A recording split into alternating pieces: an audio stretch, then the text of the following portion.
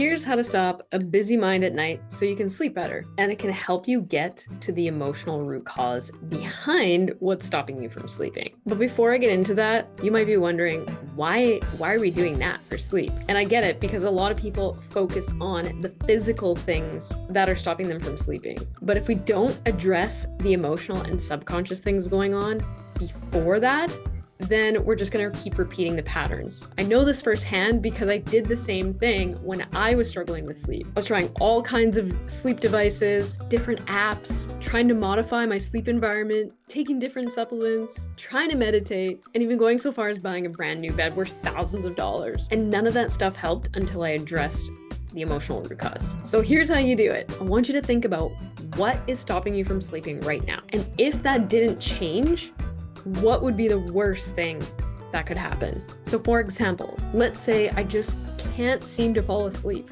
It takes me hours and hours. So then I would ask myself, if I never solve this problem, if I can never fall asleep, what's the worst thing that could happen? Well, I might say something like, well, then I won't get 8 hours of sleep every night. Great. So that's your first one. Now you're going to ask, what's the worst thing about that? So in this example, I would ask, what's the worst thing about not getting 8 hours of sleep every night? Well, you might say something like, well, then I'll be cranky all day, every day. Great.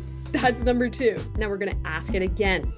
What's the worst thing about being cranky all day and every day? Well, my family might start hating me. Ooh, that's starting to get a little closer to home, right? All right.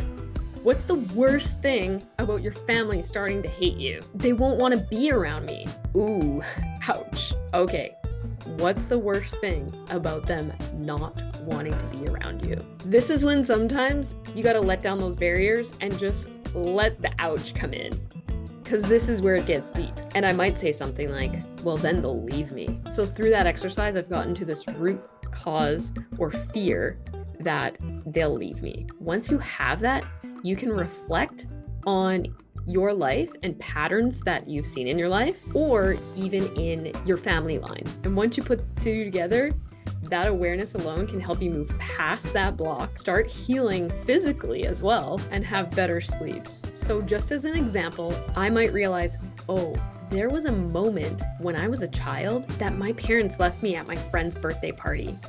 It was my first time being left somewhere I didn't know by myself, and they left me. It might seem like a really innocent situation, but when your brain is in such an impressionable stage of life, your subconscious mind creates these protection mechanisms. And so if you had a bad experience for something like that, it becomes embedded in your subconscious, and in your later years can come out in different ways, like this, not being able to sleep. Now I have a bunch more techniques on how to uncover this, heal it, go a lot deeper, including ways to physically heal as well. So if you're interested in diving deeper into that, I want to invite you to my next live workshop where I'm going to walk you through this. So all you have to do is just click the link down below and join the workshop, and I will see you in there. Thanks so much for watching. I'll see you on the next video.